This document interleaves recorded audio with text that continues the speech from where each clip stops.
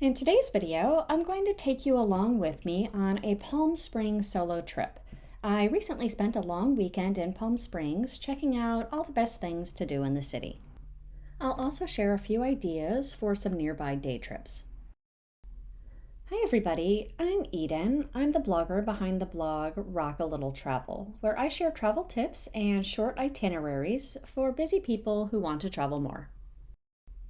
If that sounds like you, please consider subscribing to my channel. I post new videos every other Saturday.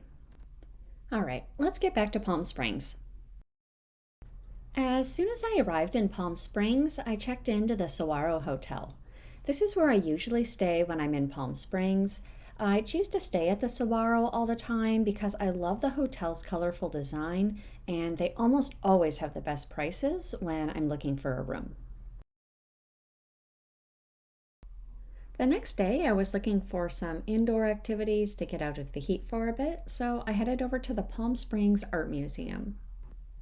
I ended up really enjoying my visit here and spent about 2 hours walking around to see the various exhibits.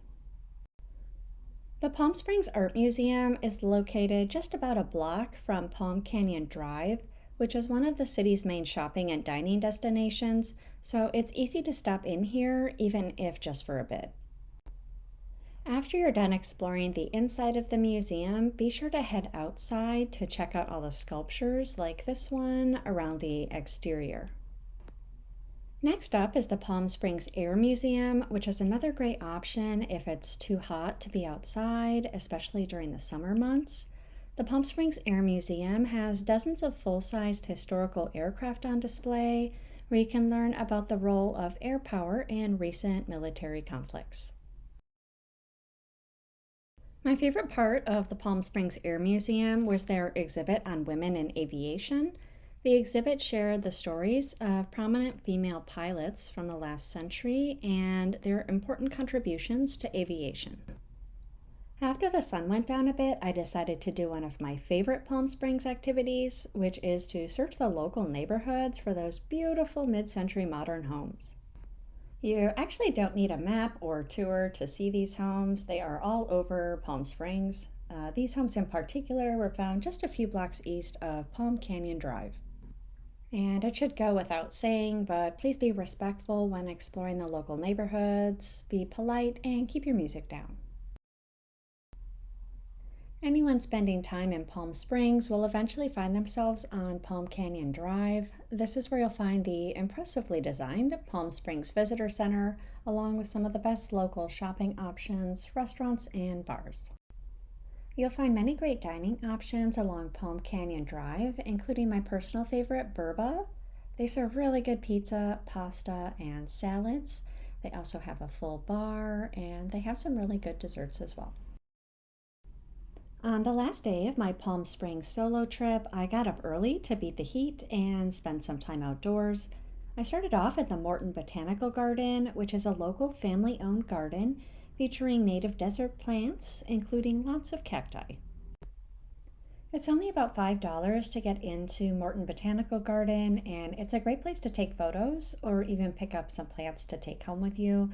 Be sure not to miss a walk through their greenhouse, which is located at the back of the property.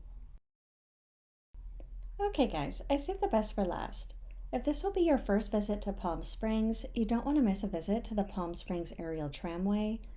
This is one of Palm Springs' biggest attractions, and in my opinion, one of the coolest things to do in the city.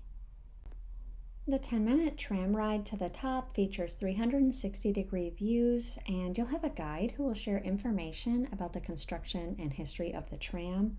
Once at the top, you'll find a gift shop and several observation decks with views of the greater Palm Springs area. When you're ready, you'll head back to the tram for the 10-minute ride back down the mountain. Since I arrived so early, I ended up getting a tram car all to myself, which was actually a pretty cool experience. I definitely recommend arriving right when they open and also purchasing your tickets online in advance. I'll leave a link down below in the description if you'd like to pick up some tickets. If you're looking to take some day trips from Palm Springs, you can visit the Cabazon Dinosaurs pictured here, which are located about 20 minutes away from Palm Springs. You can also visit Joshua Tree National Park, which is about 1 hour from Palm Springs, and there's plenty to do in Joshua Tree. I recommend arriving in the early mornings. I think that's when the park is its most beautiful. After leaving Joshua Tree, you can head over to Pioneertown, which is a historical Old West town located about 40 minutes from Palm Springs. If you're still here, thanks so much for watching, and I'll see you in the next one.